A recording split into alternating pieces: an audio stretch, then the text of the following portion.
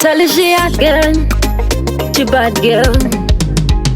Ndini ndova mwaura ndova pisa sendakatakura kane ndiri kutyisa vanovhunduka vanzwa ngoma ndichibosa ndini ndine mafanzi usamboshamiswa ndichingoti fu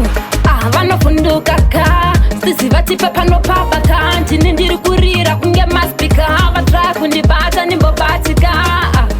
vanovhunduka ka stiziva tipe panopapaka ndini ndiri kurira kunge maspika vatraa kundibata nimbobatika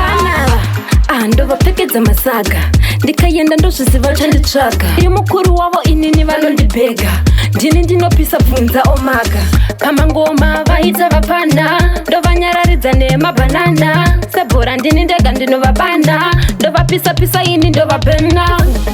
vanovhunduka ka stiziva tipe panopapaka ndini ndiri kurira kunge maspika vatraa kundibata nimbobatika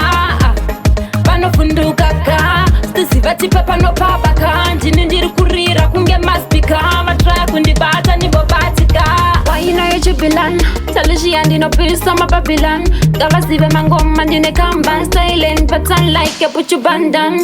ndini ndova mwaura ndovapisa sendakatakura kane ndiri kutyisa vanovhunduka vanzwa ngoma ndichibosa ndini ndine mafanzi usamboshamiswa ndichingoti fu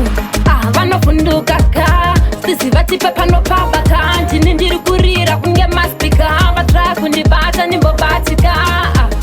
vanovhunduka ka stiziva tipe panopapaka ndini ndiri kurira kunge maspika vatraa kundibata nimbobatika vanava